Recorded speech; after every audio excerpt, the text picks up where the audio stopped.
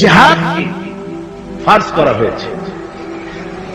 জিহাদ সম্পর্কে আমাদের সামনে যে চিত্র ভেসে ওঠে জিহাদের কথা শুনলেই, সেটা হচ্ছে এই জিহাদ মানেই হচ্ছে হাতের কাছে যা পাও, দা কোনটা শাবল, তাই নিয়ে ঝাঁপায় পড়ো, আর কাফের যে জায়গায় পাও টুকরা টুকরা করে শেষ করে দাও, এর নাম জিহাদ। এই কথা আমাদের কি পাশ্চাত্যের লেখকরা তারা এভাবে চিত্রিত করেছে ইসলামের জিহাদকে। এটাকে ফার্সিতে বলা হয়েছে ওয়ালাকিন কালামদার কাফে দুশমন আছে, দুশমনের হাতে কলম ছিল, যেমন খুশি তেমন ইসলামের ইতিহাসকে তারা বিকৃত করেছে। জিহাদ এটি হারবের প্রতিশব্দ নয়, জিহাদ এটি ওয়ার এর প্রতিশব্দ নয়, জিহাদ এটি যুদ্ধের প্রতিশব্দ নয়। হারবুন মানে যুদ্ধ, ওয়ার মানে যুদ্ধ, আর আরবি জিহাদ মানে যুদ্ধ নয়। আরবিতে জিহাদের আবিধানিক এবং পারিভাষিক অর্থ হচ্ছে এই, ভালো করে বুঝুন। জিহাদ শব্দের আবিধানিক এবং পারিভাষিক অর্থ হচ্ছে এই যে যে কোনো উদ্দেশ্যকে সফলতার শীর্ষে পৌঁছে দেওয়ার জন্য যে প্রাণান্তকার প্রচেষ্টা চালানো হয়, ওই প্রচেষ্টার আরবি নাম হচ্ছে জিহাদ। এই আরবি নামটি কি? জিহাদ। আমি আল্লাহর দ্বীন কায়েম করতে চাই, এজন্য যে আমার আল্লাহ পাক আমাকে যদি শক্তি দিয়ে থাকেন অর্থ খরচ করা, আমার যদি টাকা কড়ি থাকে, এই রাস্তায় টাকা খরচ করা হচ্ছে আমার মালি জিহাদ। এই রাস্তায় যদি আমি বক্তব্য রাখতে পারি, তো আমি যদি বলিষ্ঠ কণ্ঠে আল্লাহর দ্বীন কায়েমের সংগ্রামের পথে যদি কথা বলতে পারি, এটা আমার বক্তব্যের জিহাদ। আল্লাহ যদি আমাকে শক্তি দিয়ে থাকেন কলমে, আমি যদি ইসলামের সপক্ষে দ্বীন প্রতিষ্ঠার লক্ষ্যে যদি আমি লিখি, এটা আমার কলমের জিহাদ, আমার চিন্তার জিহাদ, আমার মেধার জিহাদ, আমার প্রজ্ঞার জিহাদ। সর্বশেষ যদি এই আন্দোলনকে পরিচালিত করতে গিয়ে যদি সশস্ত্র হামলার মোকাবেলা করতে হয়, তাহলে সশস্ত্র ভাবেই মোকাবেলা করাটাই হচ্ছে জিহাদের চূড়ান্ত রূপ। এটা প্রাথমিক পর্যায়ে নয়। জিহাদ অর্থই এটা নয় যে লাঠি ঠ্যাঙ্গা নিয়ে যারে পান ইসলাম মানে না ওর মাথা ভাঙিয়ে দেয়, এরকম নয়। আল্লাহ পাক তা বলেন কোরআনে কারীমে, রব্বুল আলামিন বলেছেন, রাসূল পাক সাল্লাল্লাহু আলাইহি ওয়াসাল্লামকে বলেছেন, ইন্নামা আনতা মুযাক্কিরুন লাস্তা আলাইহিম বিমুসাইতির। হাবিব, আপনি একজন উপদেশক, উপদেশের কথাগুলি মানুষকে শোনান। আপনাকে দারোগা করে লাঠি চার্জ করার জন্য মানুষের সামনে দারোগা হিসেবে পাঠানো হয়নি, মানুষকে হেদায়েতের বাণী শোনা। আল্লাহ এই ব্যবস্থা করেননি কোরআনে কারীমে যে আমার কালেমা যারা মানবে না, কোরআন মানবে না, ফেরেশতা দিয়া পিটাও, নবী পাঠায় দিয়া নবীদের দিয়া পিটাও। না, পিটাপিটি মারামারি মূল বক্তব্য নয়। মূল বক্তব্য হচ্ছে আল্লাহর প্রতি ঈমান, রাসূলের প্রতি ঈমান, কিতাবের প্রতি ঈমান, ফেরেশতার প্রতি ঈমান, পরকালের প্রতি ঈমান। এই ঈমানকে প্রতিষ্ঠিত করতে হবে পৃথিবীর বুকে, সেজন্য সংগ্রাম করতে হবে। সেই সংগ্রাম যত প্রকারই হোক সবগুলি জিহাদের অন্তর্ভুক্ত, সবগুলি কি জিহাদের অন্তর্ভুক্ত। কিন্তু আজকে পৃথিবীর ইহুদি আর খ্রিস্টানেরা যে যুদ্ধ করছে বিভিন্ন জায়গায়, ওই যুদ্ধ হচ্ছে রাষ্ট্র দখলের জন্য, দেশ দখলের জন্য। মুসলমানেরা স্বার্থ সিদ্ধির জন্য, দেশ দখলের জন্য জিহাদ করে না। জিহাদ সম্পর্কে যে ধারণার কুধারণা এবং মিথ্যা ধারণার সৃষ্টি করা হয়েছে, তার কারণে যে ওরা জানে না মুসলমান কি। ওরা ইসলামকে মনে করে শুধুমাত্র একটি ধর্ম, আর মুসলমানদেরকে মনে করে একটা জাতি। আমাদেরকে প্রথমে কথা বিশ্বাস করতে হবে, মুসলমান কোন গতানুগতিক ভাবে কোন জাতির নাম নয়, আর ইসলাম গতানুগতিক ভাবে কোন ধর্মের নাম নয়। ইসলাম তাহলে কি? ইসলামটা যেমন হিন্দু ধর্ম, খ্রিস্টান ধর্ম, ইসলাম কি তেমন একটি ধর্ম? না, ইসলাম হচ্ছে as a complete code of life. ইসলাম হচ্ছে মুকাম্মাল নিজামে হায়াত, একটি পরিপূর্ণ জীবন ব্যবস্থার নাম হচ্ছে ইসলাম। আর মুসলমান গতানুগতিক ভাবে কোন জাতির নাম নয়, যেমন হিন্দু, খ্রিস্টান, বৌদ্ধ, ইহুদি, নাসারা, মজুসি যেমন জাতির নাম, মুসলমান তেমন গতানুগতিক ভাবে কোন জাতির নাম নয়। হিন্দু জাতি কাকে বলে? তো বলা হবে 12 মাসে যারা 13 পূজা করে ওরাই হচ্ছে হিন্দু জাতি। খ্রিস্টান কাদের বলে? যারা রবিবার দিন গির্জায় যায় তাদেরকে বলা হয় খ্রিস্টান জাতি। তো ইহুদি কারে বলে? যারা প্রতি শনিবার যারা গিয়ে তাদের সিনাগোতে গিয়ে হাজির হয় তাদেরকে ইহুদি বলা হয়। এখন আপনি মুসলমানের ব্যাখ্যা কিভাবে করতে পারবেন যে মুসলমান কাকে বলে? জবাব হবে যারা শুক্রবার দিন মসজিদ যায়, নামাজ পড়ে, রোজা রাখে, ওরাই মুসলমান। জবাব ঠিক হলো না? জবাব ঠিক হলো না। ইসলাম হচ্ছে একটি বিপ্লবী মতবাদ, একটি পূর্ণাঙ্গ জীবন ব্যবস্থা। আর এই জীবন ব্যবস্থাকে যারা দুনিয়ার বুকে প্রতিষ্ঠিত করতে চায় সেই রেভলিউশনারি পার্টির নাম হচ্ছে ইসলাম, মুসলমান। সেই দলের নাম কি? মুসলমান। এই মুসলমানেরা পৃথিবীর বুকে তারা যুদ্ধ করে না স্বার্থ হাসিলের জন্য, দেশ দখল করার জন্য তারা যুদ্ধ করে না। তাদের স্ট্রাগল, তাদের সংগ্রাম হচ্ছে আল্লাহর বিধান জমিনের উপরে প্রতিষ্ঠা করা। এই জন্য রাসূল পাক বলেছেন জিহাদ হচ্ছে সর্বোত্তম ইবাদত। সর্বোত্তম ইবাদত কি?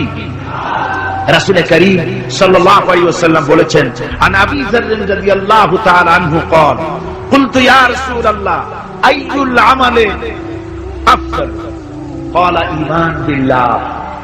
আমি জিজ্ঞেস করলাম রাসূলকে, হযরতে আবু যর রাদিয়াল্লাহু তাআলা আনহু বলছেন আমি রাসূলকে জিজ্ঞেস করলাম, হে আল্লাহর রাসূল সবচেয়ে উৎকৃষ্ট আমল কোনটি? হুজুর বললেন আল্লাহর প্রতি ঈমান, আর তারপরে হচ্ছে ওয়াল জিহাদু ফি সাবিলিল্লাহ, রাওয়াহু মুত্তাফাকুন আলাইহি। হুজুর সাল্লাল্লাহু আলাইহি ওয়াসাল্লাম বলছেন আল্লাহর প্রতি ঈমানের পরে আল্লাহর রাস্তায় জিহাদ করা হচ্ছে সর্বোত্তম ইবাদত। এই জিহাদের উদ্দেশ্য হবে মানব সমাজে আল্লাহর আইন প্রতিষ্ঠিত করা। যেহেতু আল্লাহর আইন প্রতিষ্ঠিত না হওয়া পর্যন্ত সমাজের মধ্যে অন্যায়, অসত্য চলতে থাকে, মানুষের উপর জুলম চলতে থাকে। এই জন্য জিহাদ হবে, যত জায়গায় জিহাদের কথা আছে জিহাদ ফি সাবিলিল্লাহ বলা হয়েছে। জিহাদ কার পথে? আল্লাহর পথে। আল্লাহ রাব্বুল আলামিন কোরআনে কারীমের মধ্যে বলেছেন الذين آمنوا يقاتلون في سبيل الله। যারা নাকি ঈমানদার, যারা মুমিন, তারা সংগ্রাম করে, তারা লড়াই করে আমি আল্লাহর পথে, আমার দিন প্রতিষ্ঠার জন্যই তারা লড়াই করে। তারা হলো মুমিনের এটাই পরিচয়, আমার বিধানকে প্রতিষ্ঠা করার জন্য তারা সংগ্রাম করে। والذين كفروا يقاتلون في سبيل الطاغوت। আর যারা নাকি কাফের, যারা মহাসত্যকে অস্বীকার করেছে, কেবলমাত্র ওরাই তাগুতের মতবাদকে প্রতিষ্ঠিত করার জন্য তারা সংগ্রাম চালায়। তাহলে মুমিন সংগ্রাম করে কার পথে? আল্লাহর পথে। আর কাফের সংগ্রাম করে কার পথে? তাগুতের পথে। তাগুত কাকে বলা হয়? তাগুত বলা হয় সেই শক্তিকে যে শক্তি শুধু নিজেই আল্লাহর আইন অমান্য করে বসে থাকে না, বরং অন্যদেরকেও আল্লাহর আইন অমান্য করতে বাধ্য করে। তাকে আরবিতে কি বলা হয়? তাগুত বলা হয়। এই জন্য নদীর মধ্যে পানি যখন প্রবাহিত হয়, নদীর দুইটা কূল আছে। কয়টা কূল? এই দুই কূলের সীমারেখা ঠিক রেখে পানি যদি প্রবাহিত হয় তখন বলা হয় যে পানি নদীর আইন কানুন মেনে চলছে। কিন্তু যখন দুকুল ছেপে পানি প্লাবিত হয়ে জনপদকে ডুবিয়ে দেয় তখন আরবিতে বলা হয় তগাল বাহার, অর্থাৎ সমুদ্রের মধ্যে দরিয়ার ভিতরে সীমা লঙ্ঘনকারী শক্তির সৃষ্টি হয়েছে। দেখুন হযরত মূসা আলাইহিস সালামকে আল্লাহ রাব্বুল আলামিন তাকে বলছেন ইযহাব ইলা ফিরআউন ইন্নাহু তাগা। ফিরআউন সরকাশ হয়েছে, সীমা লঙ্ঘন করেছে, ওর বিরুদ্ধে, ওর কাছে তুমি চলে যাও, ওকে তুমি দ্বীনের দাওয়াত ওর সামনে গিয়ে পেশ করো। তো এভাবে করে দ্বীনের দাওয়াত দেওয়ার জন্য তাগুতরা চিরকাল বাধা দিয়েছে, আর মুমিন ব্যক্তিরা আল্লাহর দ্বীনকে প্রতিষ্ঠার জন্য সংগ্রাম করেছে। তাই জিহাদ এজন্য নয় যে খোদাদ্রোহীকে উৎখাত করে সেখানে নিজেরা গদি দখল করে বসে নিজেদের মন গড়া আইন ও কানুন চালাবো, এজন্য কিন্তু এই যুদ্ধ নয়। এই জিহাদকে এই জন্যই সর্বোত্তম ইবাদত করা হয়েছে, যেহেতু এই জিহাদ করে মানুষের উপর থেকে মানুষের প্রভুত্ব খতম করার জন্যই এই জিহাদ হবে। ইসলামের সর্বশ্রেষ্ঠ বিপ্লবী আহ্বান, এই কোরআনের মধ্যে যে বিপ্লবী আহ্বান জানানো হয়েছে, সেই বিপ্লবী আহ্বান মুসলমানদের জন্য শুধু নয়, গোটা বিশ্ববাসীর জন্য। জিহাদটা কি জন্য শুনো? কোরআনে কারীমে রব্বুল আলামিন যে আহ্বান জানিয়েছেন तमाम পৃথিবীর মানুষদেরকে, সে আহ্বান হচ্ছে ইয়া আইয়ুহান নাসু উবুদু রাব্বাকুমুল্লাযী খালাকাকুম ওয়াল্লাযীনা মিন ক্বাবলিকুম লাআল্লাকুম তাত্তাকুন। হে মানব সকল, আনুগত্য করো, উবুদু রাব্বাকুম আয় আতিউ রাব্বাকুম, গোলামি করো, আনুগত্য করো, দাসত্ব করো তোমার রবের, সেই রবের যিনি তোমাদেরকে সৃষ্টি করেছেন, সেই রবের আনুগত্য করো জীবনের সকল ক্ষেত্রে। এটাই কোরআনে কারীমের বিপ্লবী দাওয়াত গোটা পৃথিবীর মানুষের সামনে। আমার গোলামি করো, যেহেতু সৃষ্টি করেছি আমি। কে সৃষ্টি করেছেন মানুষকে? জোরে সোরে চিৎকার দিয়ে বলুন, কে সৃষ্টি করেছেন? আল্লাহ রাব্বুল আলামিন। এই জন্য মানুষের স্বস্তি, মানুষের স্বাধীনতা, মানুষের শান্তি, মানুষের নিরাপত্তা, মানুষের খেয়ে পড়ে সুখে শান্তিতে বসবাস করার গ্যারান্টি হচ্ছে আল্লাহ গোলামির ভিতরে। আল্লাহর গোলামি যারাই করবে তারাই শান্তি লাভ করবে। কোরআনে কারীমে রব্বুল আলামিন এ কথা কিভাবে বলেছেন?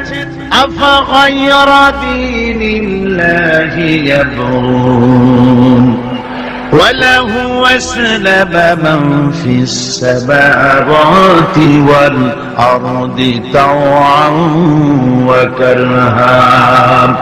আমার দেওয়া জীবন ব্যবস্থাকে ছেড়ে দিয়ে তোমরা কি অন্য কোন মতবাদ খোঁজো নাকি? অথচ আকাশে যা কিছু আছে, জমিনে যা কিছু আছে, সব আমার আইন মানে, তাই সব শান্তিতে আছে। জোরে বলেন সুবহানাল্লাহ। ইচ্ছায় হোক অনিচ্ছায় হোক, আকাশ, জমিন, অন্তরিক্ষ, পাহাড়ের মধ্যে, দরিয়ার মধ্যে, যেখানে যা কিছু আছে সব আইন মানে কার? আর সেজন্যই শান্তি। এই শান্তি প্রতিষ্ঠার জন্য পৃথিবীর মানুষ বহুত চেষ্টা করেছে, কিন্তু শান্তি অর্জন করতে পারে নাই। পেরেছে? পারে নাই। আমাদের দেশের রেডিও এবং টেলিভিশনে বিভিন্ন ধর্মগ্রন্থ পড়া হয়, তারপরে বলে বিশ্বের সকল সৃষ্টির মঙ্গল হোক, ওম শান্তি, ওম শান্তি। আমি বলেছি, এইভাবে কেউ যদি ওং ওং করতে করতে যদি একেবারে রক্তবমিও করে, তবুও শান্তি প্রতিষ্ঠা হতে পারে। শান্তি প্রতিষ্ঠার জন্য এই পৃথিবীর বুকে মানুষের চেষ্টার কম নাই। মানুষ এই পৃথিবীতে শান্তি প্রতিষ্ঠার জন্য লিগ অফ নেশনস তৈরি করেছে, ইউনাইটেড নেশনস অর্গানাইজেশন তৈরি করেছে।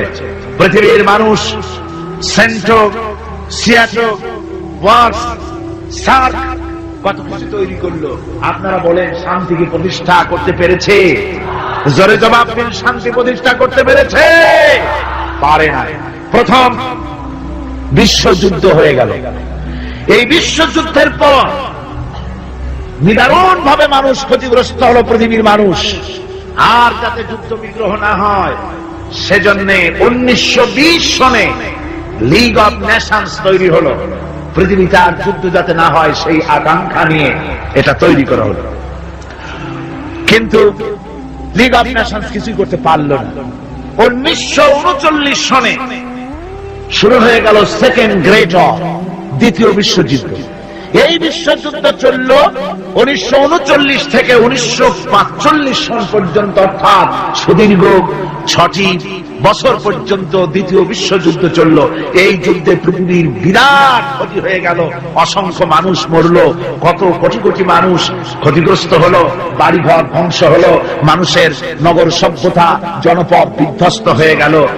আর যাতে যুদ্ধ বিগ্রহ না হয় সেজন্য পৃথিবীর মানুষেরা তৈরি করলো ইউএনও, ইউনাইটেড নেশনস অর্গানাইজেশন, যাকে বলা হয় জাতিসংঘ। কি বলা হয়? এই জাতিসংঘ প্রতিষ্ঠা হয়েছিল কি জন্য? শান্তি প্রতিষ্ঠার জন্য।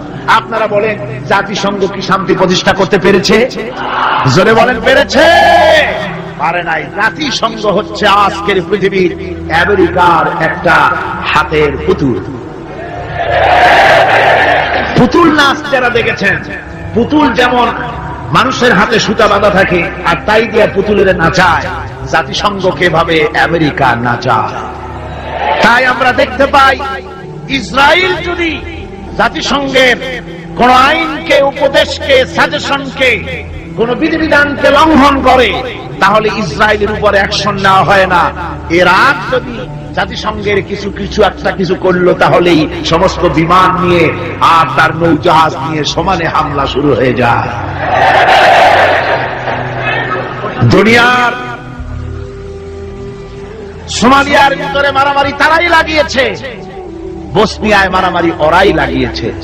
এখানে জাতিসংঘের কোনো ভূমিকা নাই। অর্থাৎ আমেরিকা যতটুকুন বলবে ততটুকুনি অগ্রসর হবে, যতটুকুন বলবে না ততটুকুন অগ্রসর হতে পারবে না। আমি দৃষ্টান্ত দিয়ে থাকি জাতিসংঘের এভাবে। জাতিসংঘের দৃষ্টান্তটা এমন যে এক লোক তার বন্ধুর বাড়িতে আগুন লেগেছিল, তারপর সেই বন্ধু চিৎকার মেলতে বলছে, ভাইরা আমার বাড়ি তো আগুন লেগে গেল, ও আমার বন্ধুরা, আমার প্রতিবেশী, তোমরা যারা আছো তোমাদের হাতের কাছে যা আছে তাই আমার বাড়ির আগুন নিভায়ে দাও। বন্ধুর আত্মচিৎকার শুনে চতুর্দিক থেকে লোকেরা ছুটলো। তার এক বন্ধু ছিল, তার ছিল দর্জির দোকান, টেইলার মাস্টার ছিলেন তিনি। তিনি দেখলেন বন্ধুর বাড়িতে আগুন লেগেছে, হাতের কাছে যা আছে তাই নিয়ে যেতে বলেছে। তো আমার পাশে তো কতগুলি কাপড়ের টুকরা ছাড়া কিছুই নাই, এক বস্তা কাপড়ের টুকরা নিয়ে ছুটলো আগুন নিভাবার জন্য। আরেকজনের ছিল রাইস মিল, তার ছিল অনেক তুষ তার মিলে, 2 বস্তা তুষ নিয়ে ছুটলো আগুন নিভাতে। আরেকজনের ছিল পেট্রোল পাম্প, 2 টিন পেট্রোল নিয়ে তিনি ছুটলেন। আরেকজনের ছিল শুকনা কাঠের দোকান, 1 ট্রাক শুকনা কাঠ নিয়ে ছুটলেন। আপনারা বলেন বন্ধুরা, এইসব আগুন নিভাবার উপকরণ যা নিয়ে এসছে এগুলি যদি বন্ধুর বাড়ির আগুনের মধ্যে ঢালে, যাও দিয়ে একখানা খুঁটি তার বাঁচত, তাও কি বাঁচবে? সব শেষ। আজকে জাতিসংঘের অবস্থা তাই হয়েছে। জাতিসংঘ যেখানে, জাতিসংঘের বিল্ডিংটি এখানে, এর কাছেই আমি প্রোগ্রাম করেছি। আমাকে যখন জাতিসংঘের হলগুলি ঘুরিয়ে ঘুরিয়ে দেখানো হচ্ছিল, আমি প্রশ্ন করেছিলাম, ডেমনস্ট্রেটর যে ছিল তাকে জিজ্ঞেস করেছি এই জায়গাটা কি ছিল, ইতিহাসটা আমাকে শোনা। ওরা বলল এই জায়গাটা ছিল কসাইখানা। এইখানে নিউ ইয়র্ক শহরে শুকর, গরু ইত্যাদি জবাহ করা হতো, আর এখান থেকে গোশত, মাংস ডিস্ট্রিবিউট করা হতো। শহরের লোকেরা, খুচরা খরিদ্দারা এখান থেকে কিনে নিয়ে যেত। পরবর্তী সময় এটা লোকেরা খরিদ করে নিয়ে এর উপরে জাতিসংঘের এই বিশাল অফিস তৈরি করেছে। এত বড় অফিস, এরকম করে তাকাতে গেলে মাথার টুপি পড়ে যাবে, এত উঁচা অফিস। সেখানে হাজারো, অনেকগুলো, অন্তত 22টা ভাষায় বক্তৃতা ইন্টারপ্রেটার হয়। এক অফিসের কথা আর এক অফিস থেকে তারা শুনতে পারে, দেখতে পারে, একের ভাষা আর একে বুঝতে পারে, কিন্তু বসনিয়ার মানুষের ক্রন্দন ধ্বনির ভাষা তারা বুঝতে পারে না।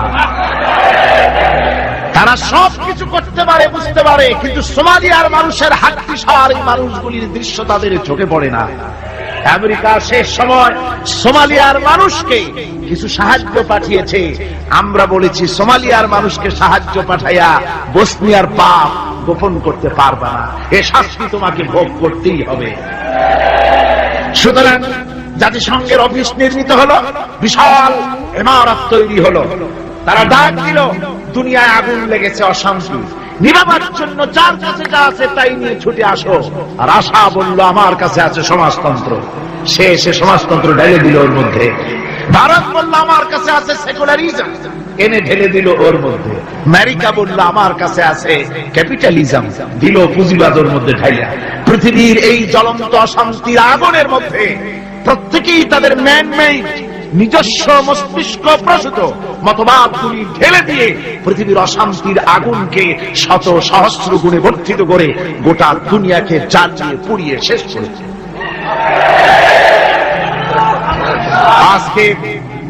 আজকে যদি মুসলমানদের শান্তি পেতে হয় তাহলে খ্রিস্টান আর ইহুদিদের জাতিসংঘের মুখে লাথি মেরে মুসলমানদের জাতিসংঘ করতে হবে।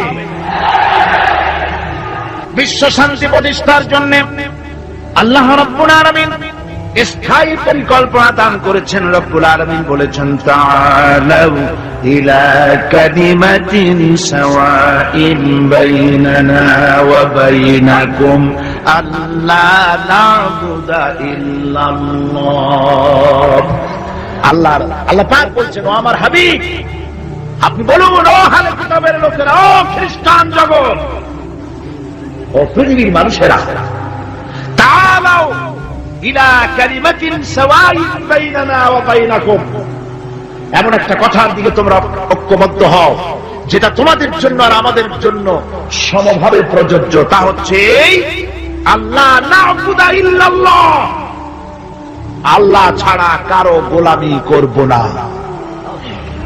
আমেরিকার গোলামি নয়, রাশিয়ার গোলামি নয়, ফ্রান্স এবং ব্রিটেনের গোলামি নয়, ভারতের গোলামি নয়, গোলামি হবে আল্লাহ সুবহানাহু ওয়া তাআলা। এরই মধ্যে শান্তি নিহিত। শান্তি কোথায় নিহিত? আল্লাহর গোলামির মধ্যেই, এরই মধ্যেই শান্তি নিহিত। ওয়ালা নুশরিকা বিহি শাইআ, আর আল্লাহর শক্তির সাথে কোন জিনিসকে আমরা অংশী স্থাপন করব না, আর পরস্পরকে আমরা প্রভু বলে মেনে নেব না আল্লাহ ছাড়া। এটাই হলো শান্তির পরিকল্পনা। তিনটা আল্লাহ তিনটা পরিকল্পনা দিলেন। কয়টা দিলেন? একই পরিকল্পনা তিনটে দিক। এক, আল্লাহর গোলামি, আল্লাহ ছাড়া কারো গোলামি করা যাবে না, আল্লাহর সাথে কাউকে অংশী স্থাপন করা যাবে না।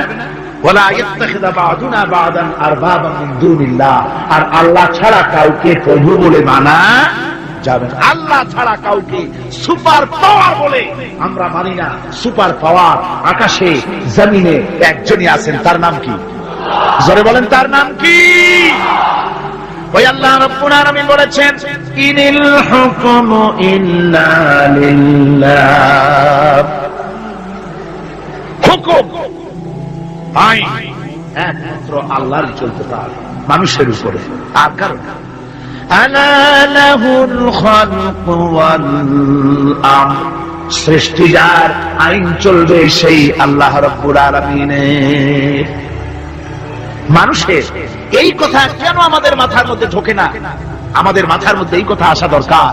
এই পৃথিবীতে কই একটা গরু তো আর একটা গরুর আইন মানে না।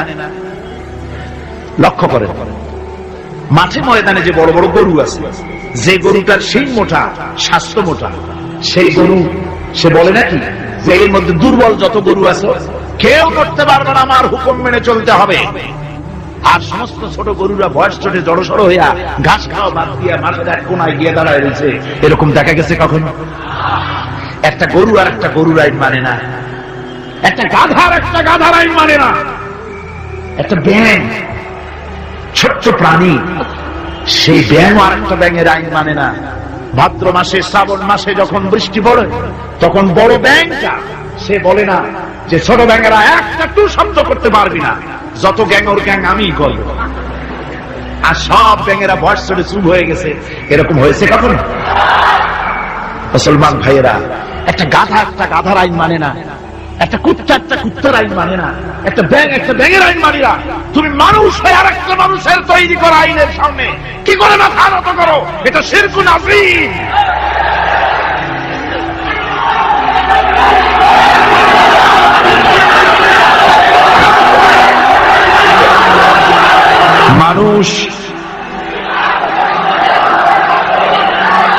মানুষ কেবলমাত্র আল্লাহ রাব্বুল আলামিনের, আল্লাহ সুবহানাহু ওয়া তাআলার আইনকেই মানতে হবে, আর কারো আইন মানা যাবে না। এমনকি যেসব নেতারা আল্লাহর আইনকে মানতে বাধ্য করে না, সেসব নেতাদের নেতৃত্ব মানা।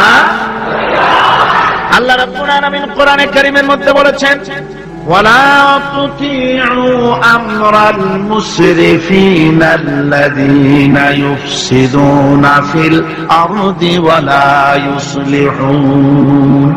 আল্লাহ পাক বলেন, ওই সব নেতাদের আনুগত্য মোটেও করো না যারা নাকি জমিনের উপরে বিপর্যয় সৃষ্টি করে, ফাসাদ সৃষ্টি করে আর সংশোধনমূলক কোনো কাজ করে না। ওই সব নেতাদের কোনো কথা তোমরা মেনো না, তাদের অনুসরণ করো না। আইন মানা তো দূরের কথা, ওদের আনুগত্য করো। আল্লাহ পাক আরো বলেছেন, আলা লানাতুল্লাহি আলাল যালিমিন আল্লাযীনা ইয়াসুদ্দুনা আন সাবিলিল্লাহি ওয়া ইয়াবগুনাহা ইওয়াজা। আল্লাহর লানত, আল্লাহর অভিসম্পদ ওই সব নেতাদের উপরে যারা নাকি আল্লাহর সহজ রাস্তাকে জটিল এবং বক্র করে দেয়, যারা আল্লাহর আইন মানুষকে মানার ব্যাপারে বাধ্য করে না, বরং আল্লাহর আইন মানুষ যাতে না মানে সেই চেষ্টাই যারা করে। আল্লাহর রাস্তায় ওয়াসুদ্দুন আন সাবিলিল্লাহ, আল্লাহর রাস্তায় যারা ইসলামী আন্দোলনের সামনে, আল্লাহর দ্বীনের সামনে যারা প্রতিবন্ধকতার সৃষ্টি করে, আল্লাহ বলেন তাদের উপরে আল্লাহর লানত, তাদের উপরে আল্লাহর কি লানত। এই জন্য কোরআনে কারীম বলছে এই সমস্ত নেতৃত্ব খোদা বিরোধী নেতৃত্ব, আল্লাহদ্রোহী নেতৃত্ব যেখানেই প্রতিষ্ঠিত হয় সেখানে তারা দুইটা কাজ করে। যেখানে ইসলাম থাকে না সেখানে তারা যদি ক্ষমতা দখল করে দুইটা কাজ করে। কয়টা কাজ? কোরআনে রব্বুল আলামিন কোরআনে কারীমে বলেছেন, ইন্নাল মুলুকা ইযা দাখালু ক্বারিয়াতান আফসাদুহা ওয়া জাআলু আইজ্জাতা আহলিহা আযিল্লান ওয়া কাযালিকা ইয়াফআলুন। আল্লাহ রাব্বুল আলামিন বলেন, এই ধরনের লোকেরা যখন কোন জনপদের মধ্যে প্রবেশ করে, যাদের মন মগজের মধ্যে আল্লাহ নাই, রাসূল নাই, দ্বীন নাই, ঈমান নাই, এই চরিত্রের লোকেরা যখন কোন দেশকে দখল করে বা ক্ষমতায় যায় তখন তারা দুই দফা কাজ করে। কয় দফা? দুই দফা কাজ করে। তার একটা দফা হলো তারা সেই সমাজের ভিতরে সম্মানিত লোকগুলিকে বেইজ্জত করে, লাঞ্ছিত করে আর সমাজের ভিতরে ফাসাদ বরপা করে দেয়। বাস্তব কিনা বলেন? এই বাস্তবতা কি সোন তারিখ দিয়ে বুঝাই দেওয়া লাগবে আপনাদেরকে? মানুষেরা আল্লাহ রাব্বুল আলামিন সাফ করে বলছেন, এরা যখন ক্ষমতায় যায় দুই দফা কাজ করে। দেশের সম্মানিত লোকগুলিকে বেইজ্জত করে দেয়, তারা লাঞ্ছিত করে আর সমাজের মধ্যে বিপর্যয় ফাসাদ সৃষ্টি করে দেয়। মারামারি, কাটাকাটি, ব্যাংক লুট, মানুষ হত্যা, চতুর্দিকে ত্রাস সৃষ্টি করে তারা। পক্ষান্তরে আল্লাহ রাব্বুল আলামিন বলেন, পক্ষান্তরে যারা আমার দ্বীন কায়েম করে, আমার মুমিন বান্দারা কোন দেশ যদি দখল করে, কোন দেশে যদি আমার ইসলাম কায়েম হয়ে যায়, তখন আমার বান্দারা চার দফা কাজ করে। কয় দফা? আল্লাযীনা ইম্মাক্কান্নাহুম ফিল আরদ আকামুস সালাত ওয়া আতাউজ যাকাত ওয়া আমারু বিল মারুফি ওয়া নাহাউ আনিল মুনকার। আমার বান্দারা মুমিনেরা তারা যদি ক্ষমতা পায়, কোন দেশে যদি তারা যেতে পারে ক্ষমতা দখল করে, তাহলে তারা চার দফা কাজ করে। প্রথম দফা হচ্ছে তারা ক্ষমতা নিয়ে নামাজ প্রতিষ্ঠা করে। কি প্রতিষ্ঠা করে? প্রথম কাজই হলো তারা নামাজ প্রতিষ্ঠা করে। তারপরে তারা সেখানে যাকাত আদায় করে। প্রথমে নামাজ প্রতিষ্ঠা করে, 2 নম্বরে যাকাত আদায় করে, 3 নম্বরে মানুষকে সৎ কাজের আদেশ দেয়, 4র্থ নম্বরে অসৎ কাজ থেকে মানুষকে বিরত রাখে। এই 4টি কাজ করে মুমিনেরা ক্ষমতায় গেলে।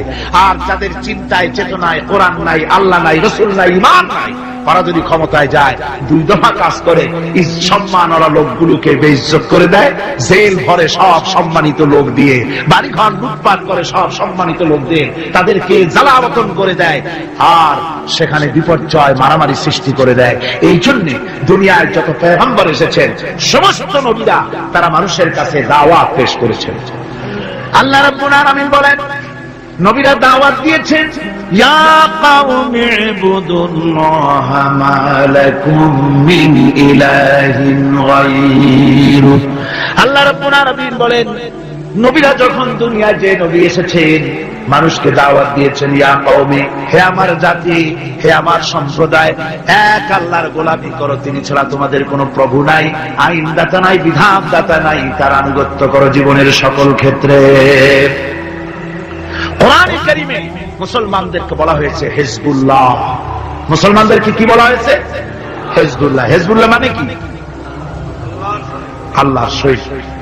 এই আল্লাহর সৈনিকদের, তাদেরকে আল্লাহ পাক এই পৃথিবীতে তাদের অস্তিত্ব প্রতিষ্ঠিত করেছেন কি কারণে? তার কারণ হচ্ছে রব্বুল আলামিন বলেছেন, কুনতুম খায়রা উম্মাতিন উখরিজাত লিন-নাসি তা'মুরুনা বিল মা'রুফি ওয়া তানহাউনা 'আনিল মুনকার। কুনতুম খায়রা উম্মাতিন, তোমরাই শ্রেষ্ঠতম জাতি, শ্রেষ্ঠতম দল। মানুষের কল্যাণের জন্য তোমাদেরকে পৃথিবীতে প্রেরণ করা হয়েছে। কাজ কি? তা'মুরুনা বিল মা'রুফ, মানুষকে ভালো কাজের জন্য উৎসাহিত করো, ভালো কাজের আদেশ দাও। ওয়া তানহাউনা আনিল মুনকার, আর সমস্ত খারাপ কাজ থেকে মানুষকে ফিরায় রাখো। সুতরাং এই পৃথিবী থেকে জুলম, শোষণ, অশান্তি, বিপর্যয়, দুঃখ, তারপরে যুদ্ধ, বিগ্রহ, সবকিছুর বিরুদ্ধে মুসলমানদেরকে ঐক্যবদ্ধভাবে লড়াইয়ের ময়দানে আসতে হবে। কোরআনে কারীমে রব্বুল আলামিন কথা এভাবে বলেছেন, ওয়াকাতিলুহুম হাত্তা লা তাকুনা ফিতনাতুন ওয়া ইয়াকুনা আদ-দীনু কুল্লুহু লিল্লাহ। আল্লাহ রাব্বুল আলামিন বলেন, সংগ্রাম করো, লড়াই করো ততক্ষণ পর্যন্ত যতক্ষণ না আমার দ্বীন প্রতিষ্ঠিত হয়ে যায়, আর মানুষের তৈরি করা মতবাদের শেষ শিকড়টুকুনো যতক্ষণ মূলোৎপাটিত না হয়, ততক্ষণ পর্যন্ত আমার দ্বীন প্রতিষ্ঠার জন্য লড়াই করো।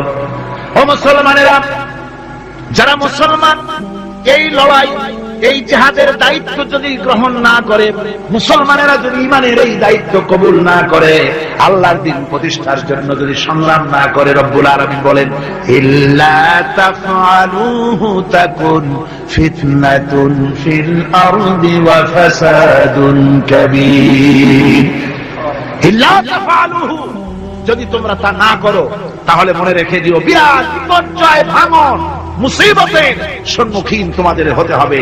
পৃথিবীর মুসলমানেরা, আজ আমরা এই দায়িত্ব পালন করছি না বলে আমাদের সামনে এই বিরাট মুসিবত এসেছে বিশ্ব জুড়ে, ঠিক কিনা কর? আমার এতক্ষণের আলোচনার দ্বারা একথা আমার মনে হয় আপনারা বুঝতে পেরেছেন যে অনিসলামিক শাসন ব্যবস্থার মূলোৎপাটন করে সেখানে ইসলামী রাষ্ট্র প্রতিষ্ঠা করাটাই হলো মুসলমানদের সবচেয়ে বড় দায়িত্ব, আর এটাই হলো জিহাদের মূল উদ্দেশ্য। কথা বুঝতে পেরেছেন? জিহাদের উদ্দেশ্য কোন দেশ দখল করে সেখানকার প্রেসিডেন্ট আমরা হব, সেখানের মাল সম্পদ লুটপাট করে নেব, এটা জিহাদের উদ্দেশ্য নয়। জিহাদের উদ্দেশ্যই হলো মানুষের তৈরি করা মতবাদ উৎখাত করে আল্লাহর দ্বীন প্রতিষ্ঠিত করা, এটাই হলো জিহাদের মূল উদ্দেশ্য। আর এই উদ্দেশ্য নিয়ে পৃথিবীর মানুষ যেখানেই মুসিবতে আছে, যে জায়গায় বিপদে আছে, যে জায়গায় কষ্টে আছে, সেখানেই মুসলমানদেরকে ঝাঁপিয়ে পড়তে হবে। রাসূলুল্লাহ বলেছেন, পৃথিবীর সমস্ত মুসলমানেরা হচ্ছে কাজাসাদিন ওয়াহিদ, একটা বডির মতো। মুসলমান কি? একটা শরীরের মতো। তার পায়ের তলায় কাটা ফুটলে মাথায় খবর হয়, মাথায় কাটা ফুটলে পায়ের তলায় খবর হয়। কিন্তু পায়ের তলায় কাটা ফুটলে যদি মাথায় টেন না পায়, মাথার চুল ধরে টানলে যদি পায়ে টেন না পায়, তাহলে কি হয়েছে লোকটি? জি, প্যারালাইসিস হয়ে গেছে, পক্ষাঘাত হয়ে গেছে। আমার মুসলমান ভাইয়েরা, বসনিয়ার মুসলমানদেরকে মারা হচ্ছে, বসনিয়ার নারীদেরকে ধর্ষণ করা হচ্ছে, কচি কচি মাসুম বেগুনা বাচ্চাদেরকে জবাই করা হচ্ছে।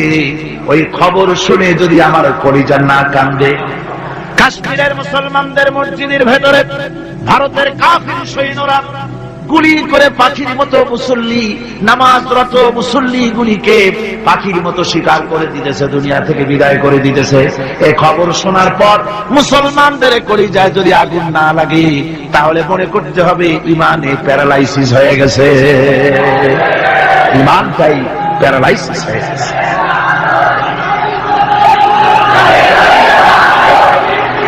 আমার আল্লাহ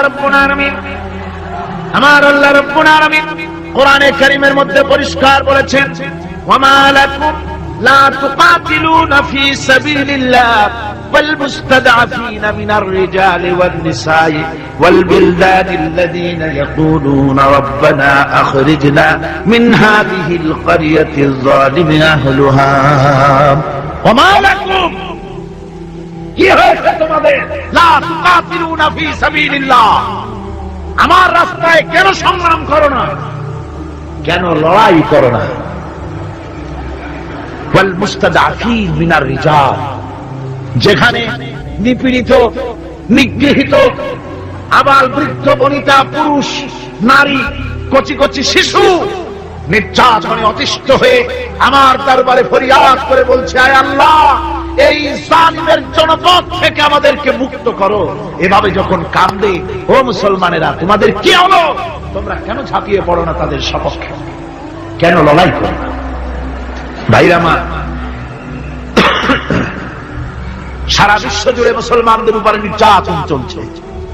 এই নির্যাতনের বিরুদ্ধে মুসলমানদেরকে ঐক্যবদ্ধ হতে হবে দ্বীন প্রতিষ্ঠা করার জন্য। দ্বীন যদি প্রতিষ্ঠিত হয় তাহলে নির্যাতন বন্ধ হয়ে যাবে, শয়তানি বদমাশি সব বন্ধ হয়ে গিয়ে সুখ এবং শান্তি প্রতিষ্ঠিত হবে। এই জন্য ইসলামে জিহাদের স্তর সম্পর্কে বলা হয়েছে। রাসূল পাক সাল্লাল্লাহু আলাইহি ওয়াসাল্লাম বলেছেন, ফামান জাহাদাহুম বিয়াদিহি ফাহুয়া মুমিন ওয়ামান জাহাদাহুম বিলিসানিহি ফাহুয়া মুমিন ওয়ামান জাহাদাহুম বিকলবিহি ফাহুয়া মুমিন ওয়া লাইসা ওয়ারা যালিকা মিনাল ঈমান হাববাতু খারদালি। মুসলিম শরীফের হাদিস। আল্লাহর নবী বলতেছেন, যে ব্যক্তি অন্যায়ের বিরুদ্ধে হাত দিয়ে লড়াই করবে সে ব্যক্তি মুমিন, যে মুখ দিয়ে কথা বলবে এটার বিরুদ্ধে সেও মুমিন, যে ব্যক্তি মনে মনে এটাকে ঘৃণা করবে সেও মুমিন। এরপরে ইমানের কোন স্তর নাই, ইমানের আর কোন জায়গা নাই, শেষ শেষ। তাহলে ফার্স্ট ক্লাস মুমিন কে? যে ব্যক্তি হাত দিয়ে বাধা দেয়। ফার্স্ট ক্লাস মুমিন কে? যে ব্যক্তি অন্যায়ের বিরুদ্ধে তার দুহাত উত্তোলন করে অন্যায়কে চুরমার করে দেওয়ার জন্য জেগে আসে, সেই হলো ফার্স্ট ক্লাস মুমিন। এটা যদি না পারে তাহলে মনে মনে খারাপ, তাহলে মুখ দিয়ে বলতে হবে। এটা হলো সেকেন্ড ক্লাস। মুখ দিয়ে বলা কি? Second class. মুখ দিয়ে বলতে হবে। মুখেও যদি প্রতিবাদ করতে না পারো, মনে মনে খারাপ জানো, এর পেছনে কোন ইমানের দরজা নাই, স্তর নাই। তবে মনে মনে খারাপ জানা, আর খারাপ জানার অর্থ কি? মনে মনে খারাপ জেনে এই পরিস্থিতির কেমন করে পরিবর্তন আসতে পারে সেই চিন্তা ভাবনা দরদ যদি কলিজায় না থাকে তো ইমানের খাতায় নামটাও থাকবে। মুমিনদেরকে আল্লাহ দ্বীন প্রতিষ্ঠার জন্য জিহাদে অংশগ্রহণ করতে হবে। তাদেরকে এই জিহাদ হচ্ছে আল্লাহ পাকের পক্ষ থেকে বিরাট নিয়ামত মুসলমানদের জন্য। আমার ভাইয়েরা, ঈমান হচ্ছে জিহাদের সাথে অঙ্গাঅঙ্গি ভাবে জড়িত। আল্লাহর পথে জিহাদের বিরাট মর্যাদা। সে মর্যাদার কথা আমি সূরা আস-সাফ আলোচনা করতে গিয়ে তার প্রথম দিনেই, প্রথম রুকুতেই আপনাদের সামনে পেশ করেছি।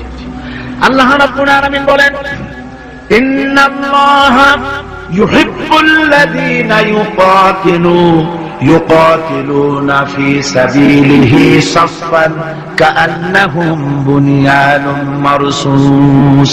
আল্লাহ রাব্বুল আলামিন বলেন, আল্লাহর কাছে সর্বাধিক প্রিয় ব্যক্তি তারা, সবচাইতে প্রিয় ব্যক্তি ওই সব লোকেরা যারা নাকি আল্লাহর দ্বীন প্রতিষ্ঠার জন্য যারা লড়াই করে সারিবদ্ধ হয়ে, ইস্পাত দৃঢ় হয়ে, সীসা ঢালা প্রাচীরের মতো কাতার বন্দী হয়ে আল্লাহর জন্য, আল্লাহর দ্বীনের জন্য যারা লড়াই করে তারাই হলো আল্লাহর কাছে সবচাইতে বেশি প্রিয় ব্যক্তি। সবচাইতে প্রিয় মানুষ তারা যারা দ্বীন প্রতিষ্ঠার জন্য লড়ে। আমরা মনে করেছি যে আমরা যে নামাজ পড়ি, রোজা রাখি, হজ করি, যাকাত দেই, মিলাদ শরীফ পড়ি, এতেই আল্লাহ খুশি। এই করেই আমরা কিয়ামতের দিন বেহেশতে চলে যাব। না ভাই, এত সহজে যদি বেহেশতে যাওয়া যেত তাহলে সাহাবায়ে কেরাম এত কষ্ট করতেন না, আম্বিয়া আলাইহিস সালাম এত কষ্ট করতেন। সূরা তওবার মধ্যে এই কথাটি আল্লাহ পাক কি সুন্দর করে বলেছেন। আল্লাহ বলেছেন, আজআলতুম সিকায়াতাল হাজ ওয়া ইমারাতাল মাসজিদিল হারাম কামান আমানা বিল্লাহি ওয়াল ইয়াউমিল আখির وجاهد في سبيل الله لا يستوون عند الله والله لا يهدي القوم الظالمين। আল্লাহ পাক বলছেন যে তোমরা কি হাজীদেরকে পানি পান করায়া, ওই মক্কার লোকদের তাদের একটা গৌরব ছিল যে আমরা তো হাজীদের পানি পান করাই, মসজিদের হারামের সেবা শুশ্রূষা করি, আমরা মসজিদ ধুই, পরিষ্কার রাখি, এতগুলি যে সব কাজ করি, মুসলমানদের চাইতে আমাদের মর্যাদা আল্লাহর কাছে কোনো অংশ কম নয়। আল্লাহ বলেন না, হাজীদের পানি পান করায়া আর মসজিদে হারামের খেদমত করে তোমরা তাদের সমান হতে পারবে না যারা আমার উপর ঈমান এনেছে, আমার রাসূলের উপর ঈমান এনেছে, পরকালকে বিশ্বাস করেছে এবং আমার উপর ঈমানের ভিত্তিতে তারা আমার দ্বীনকে প্রতিষ্ঠার জন্য যারা লড়াই করেছে, ওদের সমান তোমরা কোনোদিন হতে পারবে না, কখনো পারবে না। এই দ্বীন প্রতিষ্ঠা করার জন্য সাহাবায়ে কেরাম জীবন দিলেন। সেই বেহেশতে আমরা কেমনে যাব কত দেখি? সেই বেহেশতে যাওয়া কি সম্ভব? হ্যাঁ সম্ভব, যদি আমরা ওই পরীক্ষা আমরাও দেই। হযরত বেলাল রাদিয়াল্লাহু তাআলা আনহু যে পরীক্ষা দিয়েছেন, হযরত সুমাইয়া যে পরীক্ষা দিয়েছেন, হযরত খাব্বাব, হযরত খুবাইব যে পরীক্ষা দিয়েছেন, ওই পরীক্ষা যদি আমরাও দিতে পারি তাহলে হয়তো তাদের কাছাকাছি আল্লাহ আমাদেরকেও থাকার তৌফিক দিবেন জান্নাতে। একটু জোরে পড়েন, লা ইলাহা ইল্লাল্লাহ,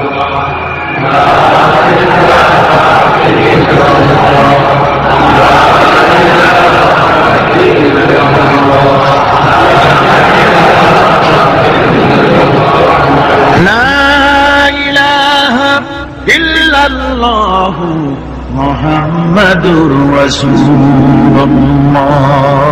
আমার ভাইরা, ওরা হযরতে খাব্বাবকে বেঁধেছে, খুঁটির সাথে বেঁধে চতুর্দিক থেকে তীর নিক্ষেপ করছে, তরবারি মারতেছে, শরীরের গোশত টুকরা টুকরা হয়ে পড়তেছে। হযরত আব্বাস রাদিয়াল্লাহু তাআলা আনহু বর্ণনা করছেন, সামি'তু রাসূলুল্লাহ সাল্লাল্লাহু আলাইহি ওয়াসাল্লাম ইয়াকুল, আইনান লা তামাসসুহা আন-নার আইনুন বাকাত মিন খাশিয়াতিল্লাহ ওয়া আইনুন বাতাত তাহরিসু ফি সাবিলিল্লাহ, রাওয়াহু তিরমিজি। হযরত ইবনে আব্বাস রাদিয়াল্লাহু তাআলা তিনি বলছেন, আমি রাসূলুল্লাহকে বলতে শুনেছি, আল্লাহর নবী বলেছেন, দুইটি চোখে জাহান্নামের আগুন দুইটা চোখকে স্পর্শ করবে না। একটা চোখ হচ্ছে গভীর রাতে যারা আল্লাহর ভয়তে, জাহান্নামের ভয়তে যারা কান্দে, জাহান্নামের আগুন ওই চক্ষুকে স্পর্শ করবে না। আর যারা দ্বীন প্রতিষ্ঠার জন্য, আল্লাহর দ্বীন কায়েমের জন্য ময়দানে যারা লড়াই করে, রাতের বেলায় পাহারা দেয়, ওই পাহারারত চোখে, চোখের মধ্যে জাহান্নামের আগুন ওই চোখে স্পর্শ করবে না।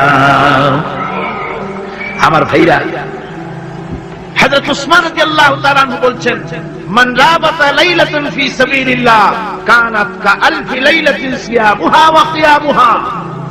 হাজার রাত ধরে রোজা রাখলে, হাজার রাত ধরে ইবাদত করলে আর হাজার দিন ধরে রোজা রাখলে যে সওয়াব হবে, একটা ঘন্টা, একটা রাত যদি কেউ পাহারা দেয় আল্লাহর দ্বীনকে প্রতিষ্ঠার জন্য, আল্লাহর দ্বীনের কোন ইসলামী রাষ্ট্রের প্রহরায় যদি কেউ নিয়োজিত থাকে, একটা রাতে পাহারা দিয়ে যে সওয়াব হবে, হাজার হাজার বছর ধরে নামাজ রোজা করে ওই সওয়াব পাওয়া যাবে না। সুবহানাল্লাহ। অর্থাৎ হাজার বছর ধরে নামাজ রোজা করার মতোই সওয়াব পাহারা দেওয়া আল্লাহর দ্বীনের, ইসলামের রাষ্ট্র।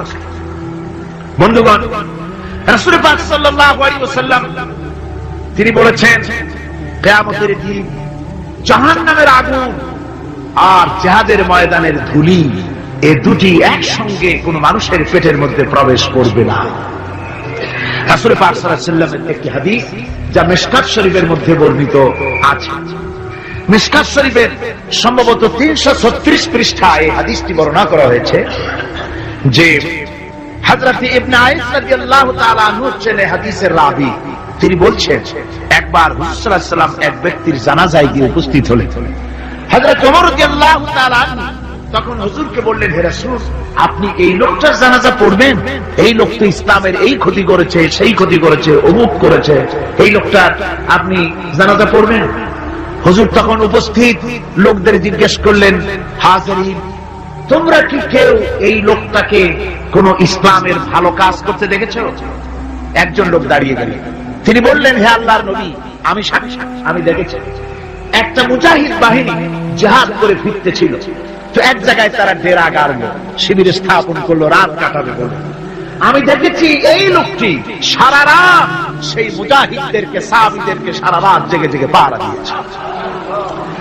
আল্লাহর নবী জানাজার ইমামতি করলেন, আর এরপরে তাকে কবরের মধ্যে মাদফুন করে দিয়ে নবীজি তার কবরের পাশে দাঁড়িয়ে বললেন, ইন্না আসহাবাকা ইয়াযুন্নুনা আন্নাকা মিন আহলিন নার ওয়া আনা আশহাদু আন্নাকা মিন আহলিল জান্নাহ। নবীজি বলছেন, ও কবরবাসী, তোমার সাথীরা মনে করে তুমি জাহান্নামী, আর আমি নবী মুহাম্মদ সাল্লাল্লাহু আলাইহি ওয়াসাল্লাম সাক্ষী দিচ্ছি তুমি বেশক আল্লাহর বেহেশতি, তুমি অবশ্যই আল্লাহর জান্নাতে যাবে। এরপর হযরত ওমরের দিকে ফিরে রাসূলুল্লাহ বললেন, ওমর, মানুষের শুধু বাহ্য দৃশ্যটাই দেখো না, তার অন্তরের জাযবাটাকেও কদর করো। সুবহানাল্লাহ। এই জিহাদের ময়দানে যারা কাজ করে, জান দেয়, মাল দেয়, আল্লাহ পাক তাদের উপরে রহম করে। এই জিহাদ হচ্ছে এক অগ্নি পরীক্ষা। এই জিহাদটা কি? অগ্নি পরীক্ষা। এমনি এমনি বেহেশতে যাওয়া যাবে না ভাই। আল্লাহ রাব্বুল আলামিন কোরআনে কারীমের মধ্যে বলেছেন, আহাসিবান নাসু আন ইউতরাকু আন ইয়াকুলু আমান্না ওয়া হুম লা ইফতানুন। লোকেরা কি ভেবেছে নাকি যে ঈমান এনেছে, এই কথাটা বললি আমি বেহেশত দিয়ে দেব, মুমিন বলে সার্টিফাই করব? না, যখনই তারা বলবে আমি মুমিন, আমি তখন তাকে অবশ্যই পরীক্ষা করব, এই পরীক্ষায় তাকে পাস করতে হবে।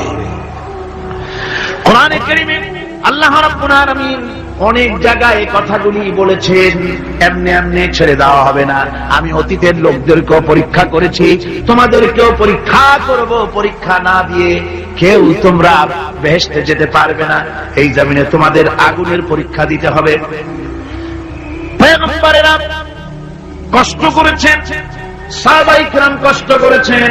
আল্লাহ রাব্বুল আলামিন তিনি বলছেন, আম হাসিবতুম আন তাদখুলুল জান্নাতা ওয়া লাম্মা ইয়াতিকুম মাসালুল লাযীনা খালাউ মিন ক্বাবলিকুম মাসাতহুমুল বাসাউ ওয়াদ-দাররাউ ওয়া যুলজিলু হাত্তা ইয়াকুলার রাসূলু ওয়াল্লাযীনা মা'হু মাতা নাসরুল্লাহ আলা ইন্না নাসরাল্লাহি করিব।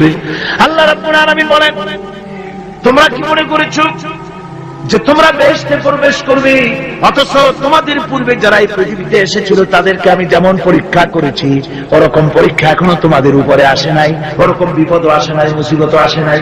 এমন বিপদ এসেছিল নবীদের উপরে, সাহাবায়ে কিরামদের উপরে, যে বিপদে মানুষ চচ্চরিত হয়ে গিয়ে নবী এবং তার সাথী সঙ্গীরা এ কথা তারা মুখ থেকে বেরিয়ে গেছে, মাতা নাসরুল্লাহ, আয় আল্লাহ তোমার মদদ কখন আসবে, তোমার মদদ কখন আসবে?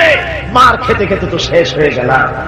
এইভাবে যখন মার আসে চতুর্দিক থেকে, আর মুমিনেরা ময়দানে পা জমায়ে টিকে থাকে দিন প্রতিষ্ঠার জন্য, আল্লাহ তখন খুশি হয়ে এক সময় ঘোষণা করে দিবেন, আলা ইন্না নাসরাল্লাহি করিব। আর দেরি নাই, আমার মদদ, আমার সাহায্য তোমাদের জন্য অবধারিত। সুবহানাল্লাহ। আমার ভাইরা, বিষয়টা সহজ নয়। শুধু দুইটা সেজদা দিয়া, শুধু তাহাজ্জুদের কিছু নামাজ পড়িয়া আল্লাহর জান্নাতে যাওয়া এত সহজ নয়। রাস্তা খুব কঠিন, রাস্তা খুব। ये शहादत गाहे उल्फत में कदम रखना,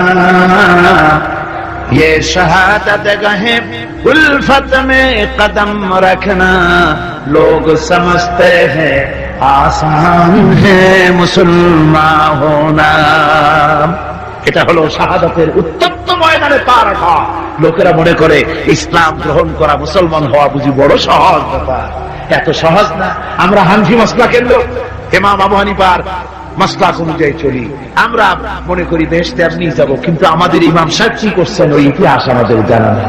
খাজা বাবার মহব্বতে অস্থির। রজব মাস আসলে পরে বড় বড় ডেক্সি চড়ায়, সেই ডেক্সির উপরে লাল শালু বিছায়, তারপরে টাকা পয়সা রোজগার বহুত করে। আসলে তো খাজা না, আসলে হচ্ছে ইয়া খাজা কুস্তু আজা, পেট তো ভরে যায়। পেট ভরার জন্য পয়সা করে ইনকাম করা। খাজার লা ইলাহা ইল্লাল্লাহ এই চিশতিয়া তরিকার জিকির গ্রহণ করা হয়েছে, কিন্তু চিশতিয়া তরিকা যে আরেকটা আছে, কারাগার পর্বতে পৃথিবীর সঙ্গে লড়াই করা, সেইটার কাছে নেই।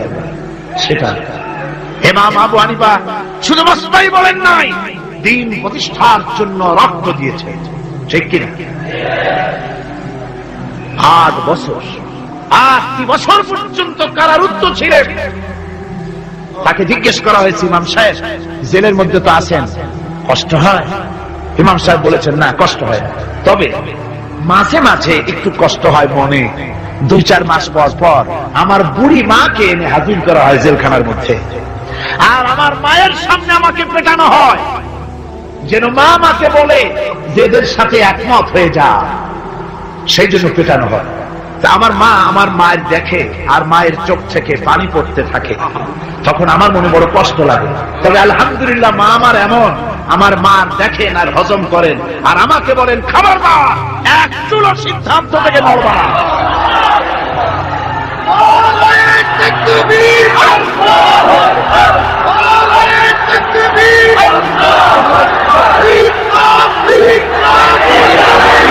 আমার ভাইরা, ইমাম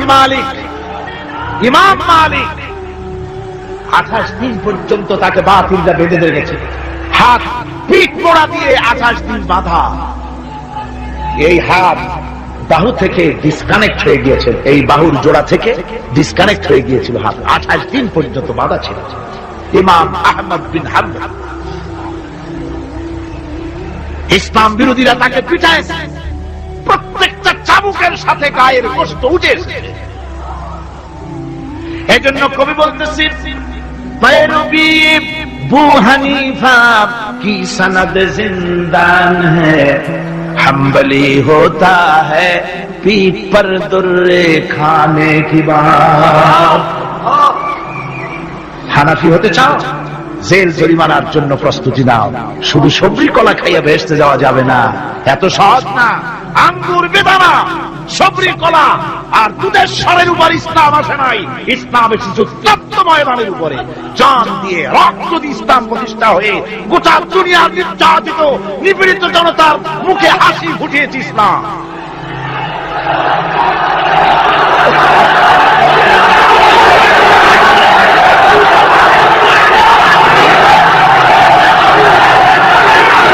আমার ভাইয়েরা, এই জিহাদ যখন শুরু হয়ে যাবে, মুসলমানেরা যখন আল্লাহর দয় বিধান কায়েমের জন্য যখন লড়াইয়ের ময়দানে যখন ঝাঁপায়া পড়বে, সে ময়দানে যদি তাদের অস্ত্র কম থাকে, জনসংখ্যা কম থাকে, আল্লাহ রাব্বুল আলামিন আদা করেছেন ওয়া কানা হাক্কান আলাইনা নাসরুল মুমিনিন।